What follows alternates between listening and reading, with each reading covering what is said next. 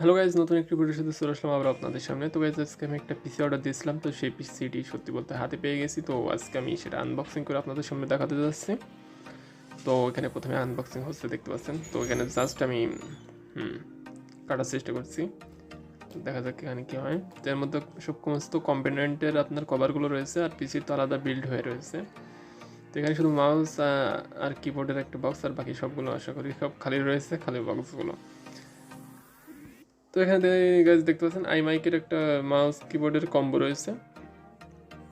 তো কম প্রাইসের মধ্যে বাজেট গেমিং মাউস কিবোর্ড বলতে পারেন এটা। তো আপনারা চাইলে এগুলো কিন্তু অবশ্যই পারচেস করতে পারেন।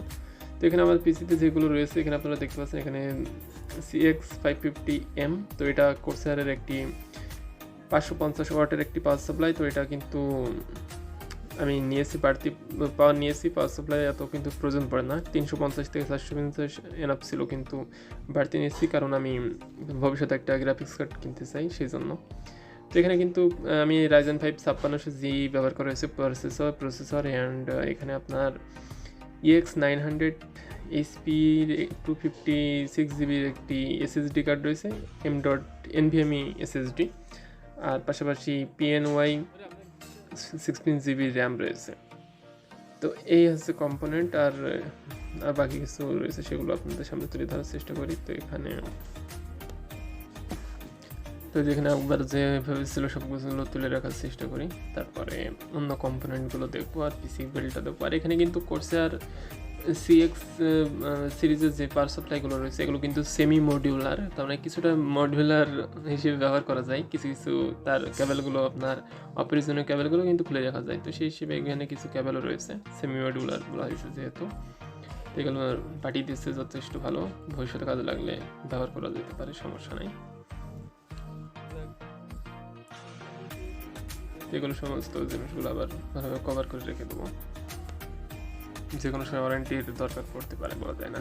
তো এখানে গাইজ দেখতে পাচ্ছেন একটি আপনার ডঙ্গল রয়েছে, ওয়াইফাই ডঙ্গল। তো এটা ব্যবহার করার জন্য কেবলের ঝামেলা যাতে না হয় সেই জন্য। আর এখানে আপনার গিগাবাইটের F520M DS3H এর একটি মাদারবোর্ড রয়েছে। তো এখানে এই মাদারবোর্ডটি ব্যবহার করা হয়েছে বাজেট গেমিং পিসিতে যেটা ব্যবহার করা উচিত সেই হিসেবে। তো এখানে আমার ফাইনালি কিন্তু পিসিটি ওপেন করার চেষ্টা করছি। তো এখানে আপনারা দেখতে পাচ্ছেন হোয়াইট কেসিং। তো আমি ব্ল্যাক কেসিংয়ের অর্ডার দিয়েছিলাম, কিন্তু ব্ল্যাকটা অ্যাভেলেবেল ছিল না, সেই জন্য হয়তো হোয়াইটটা দিয়েছে। তো হোয়াইটও একবার খারাপ লাগছে না, যথেষ্ট সুন্দর লাগছে। তো সেই হিসেবে এটা বেশি কোনো সমস্যা নেই। সাথে একটা মাউস প্যাডও ফ্রি দিয়েছে ভাই, ওই যে দেখতে পাচ্ছেন সাইডে। তো এখানে আমাদের পিসিটি দেখা যাচ্ছে। তো গাইজ এই হচ্ছে আমাদের পিসি। তো এখানে কিন্তু ডিপকলের একটি কেস ব্যবহার করা হয়েছে, আমি সঠিক মনে পড়ছে না, C250 একটি কেস। তো এটা আমি এখন জাস্ট খুলে দেখানোর চেষ্টা করবো এর মধ্যে কীভাবে সব ক্যাবেল ম্যানেজমেন্ট করা হয়েছে, সমস্ত ডিটেলসে দেখানোর চেষ্টা করব, যেহেতু আপনারা আমার দর্শক সেই হিসেবে খুলে দেখাতেই পারি একটু।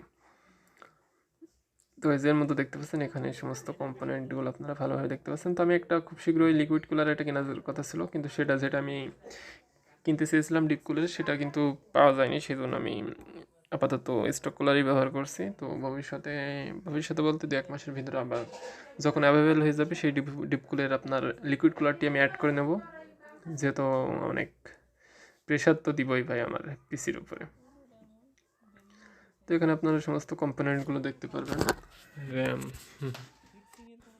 সো গাইজ এখন আমি পিসিটি পাওয়ার কেবল দিয়ে অন করার চেষ্টা করব, যেন সঠিকভাবে অন হচ্ছে কিনা সেটাও তো দেখতে হবে। তো এখানে পিসিডি দেখতে পাচ্ছেন। তো গাইজ এখন কেবল লাগিয়ে পাওয়ার কেবল সব, বাকি সমস্ত কেবলগুলো USB VGMI সমস্ত কেবল, মাউস কিবোর্ড সবগুলোই লাগিয়ে নিয়েছি। তো এখন পাওয়ার দিয়ে দেখবো এটা সঠিকভাবে অন হচ্ছে কিনা। আশা করি যে একবারেই সঠিকভাবে অন হয়ে যাবে, তা নাহলে তো বিপদ।